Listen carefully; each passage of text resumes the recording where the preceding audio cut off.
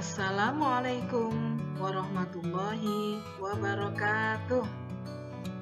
Bagaimana kabar kalian anak-anak? Bu Guru harap kalian dalam keadaan yang sehat walafiat, selalu dalam lindungan Allah Subhanahu wa Ta'ala. Amin ya rabbal alamin. Nah, anak-anak, kali ini kita akan belajar tema 1, subtema 2, pembelajaran keempat.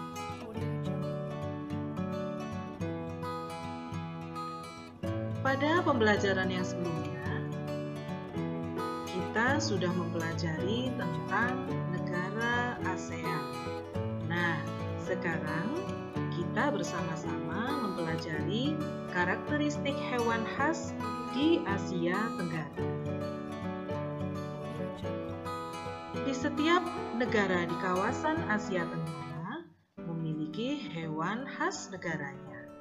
Contohnya yaitu komodo dari Indonesia, tapir dari Malaysia, gajah dari Thailand, dan masih banyak lagi yang lainnya. Hewan-hewan ini wajib kita jaga, lindungi, dan lestarikan. Salah satunya yaitu gajah. Gajah adalah salah satu hewan yang harus kita lindungi. Angka kelahiran pada gajah sangatlah rendah. Mengapa? Karena gajah memiliki kehamilan yang sangat lama, yaitu 22 bulan. Populasi gajah pun semakin berkurang. Mengapa? Karena hal ini dikarenakan semakin maraknya perburuan pada gajah. Gajah diburu untuk diambil gadingnya, karena gading gajah dapat dijadikan sebagai hiasan dan benda-benda lain. Di Indonesia, banyak sekali hewan langka yang hampir punah karena perburuan liar yang dilakukan oleh orang-orang yang tidak bertanggung jawab. Hal ini mengakibatkan berkurangnya populasi hewan dan rusaknya ekosistem hewan. Oleh karena itu, kita harus melakukan beberapa upaya untuk melindungi hewan dari kepunahan.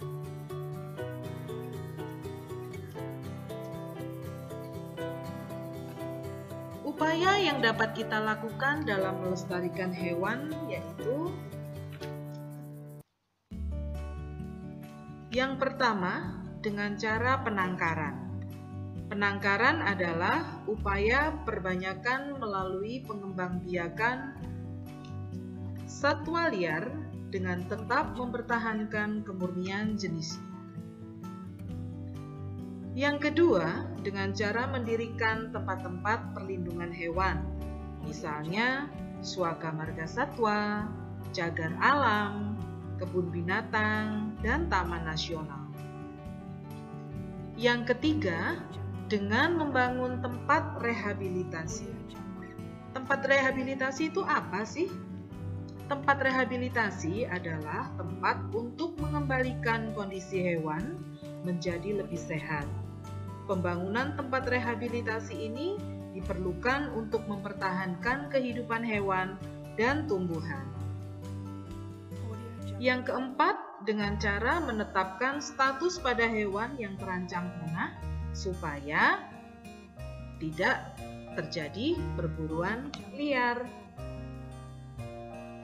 Yang kelima, dengan cara melakukan budidaya. Budidaya terhadap hewan merupakan upaya pengembangbiakan, dapat menjadi upaya pelestarian terhadap hewan tersebut. Dan yang terakhir, dengan cara melestarikan hutan. Bisa dengan reboisasi, dengan tebang pilih agar hutan tetap terjaga kelestarian dan makhluk hidup di dalamnya tetap lestari. Nah, anak-anak, setelah kita mempelajari salah satu hewan yang harus dilindungi yaitu gajah, maka mari kita kerjakan bersama-sama latihan soal halaman 62 dan 63. Kalian siapkan dulu ya buku paket dan alat tulisnya.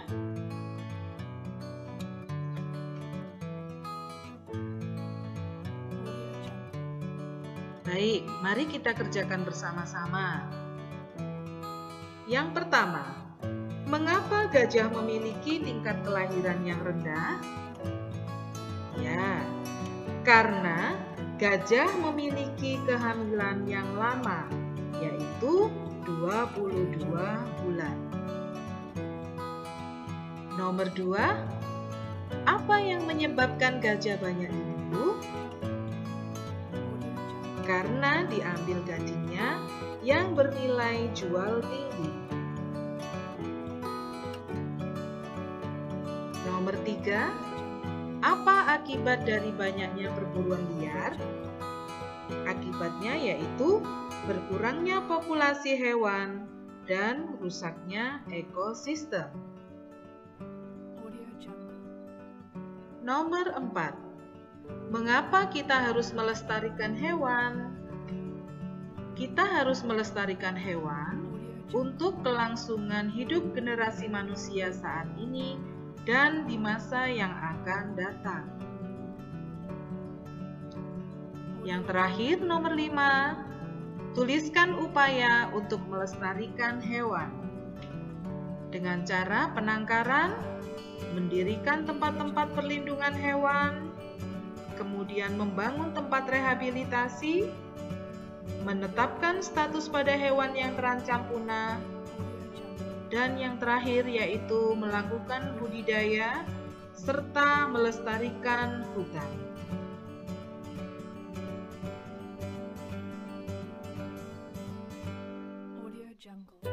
Baik anak-anak, masih ingatkah kalian ketika bersama keluarga mengunjungi berbagai objek wisata di Indonesia? Tentunya kalian biasanya akan membawa buah tangan ya untuk orang-orang terdekat kalian. Contohnya ada gantungan kunci, ada pakaian, atau souvenir yang lainnya. Bahkan kita juga pernah menemukan souvenir yang berbentuk patung.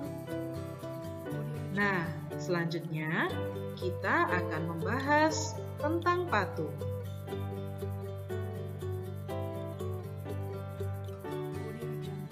Apa sih patung itu?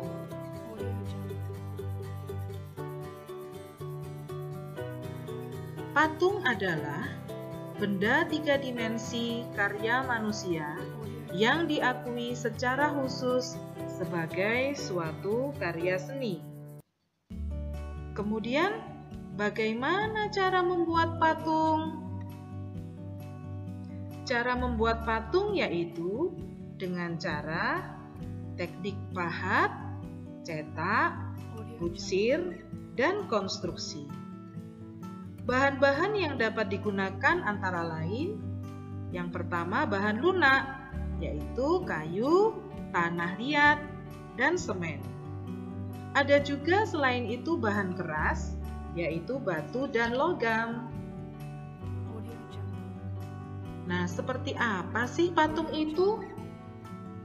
Nah, anak-anak, ini adalah contoh dari patung. Coba kalian perhatikan ya.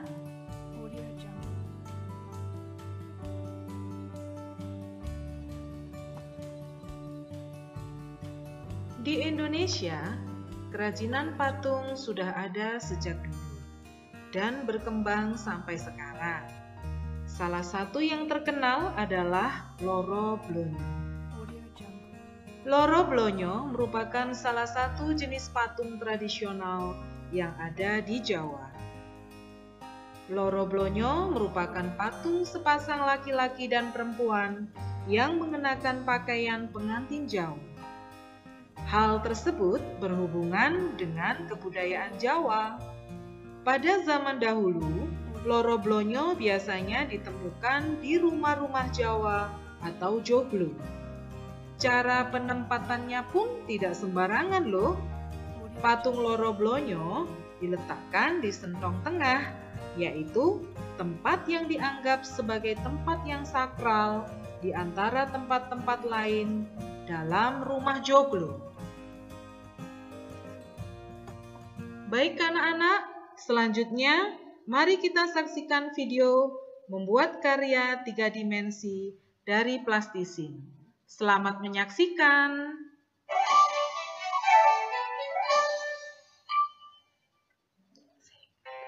Halo sahabat Mombi, kura-kura adalah salah satu jenis hewan reptil. Kali ini kita berkreasi membuat kura-kura dari plastisin yuk. Sebelum mulai, kita siapkan dulu plastisin warna hijau, hitam, biru, dan sebuah penggaris. Pertama, ambil plastisin warna biru dan buatlah bola besar.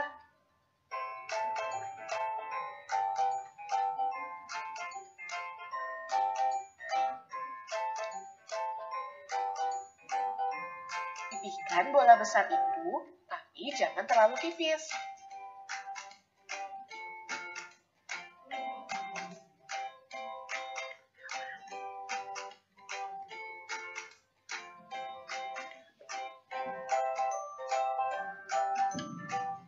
Lalu, ambil plastisin warna hijau dan buatlah bola kecil.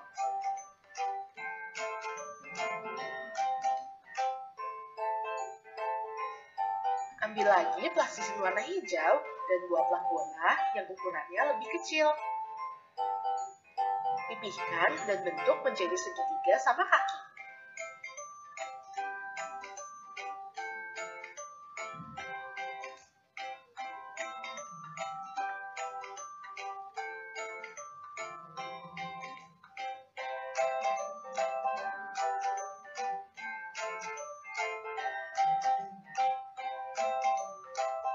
Buatlah segitiga sama kaki ini hingga berjumlah 4 ya.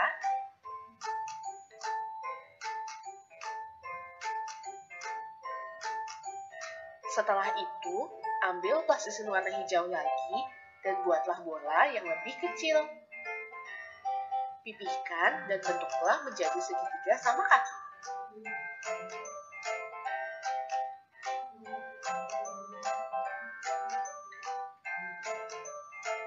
Sekarang kita tempelkan semuanya yuk. Ambil plastisin warna biru yang menjadi tempurung kura-kura. Lalu, tempelkan bola hijau yang paling besar di bagian depan. Ini akan menjadi kepalanya. Kemudian, tempelkan segitiga sama kaki di bagian kanan atas, kiri atas, kanan bawah, dan kiri bawah. Ini akan menjadi keempat kakinya. Selanjutnya, tempelkan segitiga sama kaki yang paling kecil di bagian belakang. Ini akan menjadi ekornya. Lalu, buatlah 2 bola yang sangat kecil dan plastisin warna hitam. Dan tempelkan di kepala kura-kura sebagai matanya.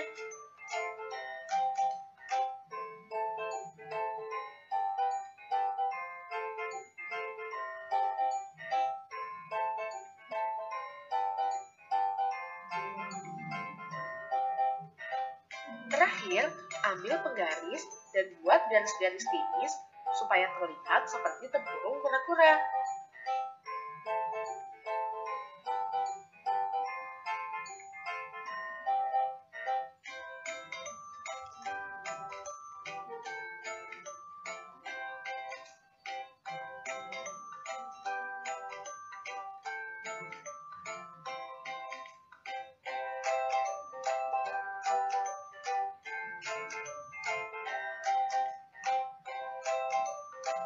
Wah, plastisin kura-kura kita sudah jadi nih. Mudah kan? Kamu bisa mencoba membuatnya di rumah ya. Sampai bertemu di video kreasi plastisin Mombi selanjutnya. Dadah! Mombi, sahabat kita. Bersama Mombi, ibu dan anak semakin akrab.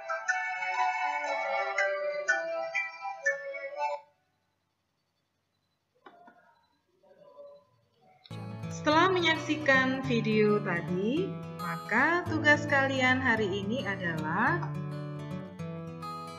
membuat karya seni 3 dimensi atau patung dari plastisin. yang berbentuk hewan. Dokumentasikan karya kalian berupa foto dan kumpulkan paling lambat hari Sabtu, tanggal 1 Agustus 2020 di wali kelas kalian masing-masing ya. Terima kasih anak-anak atas perhatiannya. Tetap semangat, tetap di rumah, jaga kesehatan, jaga kebersihan, teruslah berdoa dan saling mendoakan. Dari Bu Guru, wassalamualaikum warahmatullahi wabarakatuh.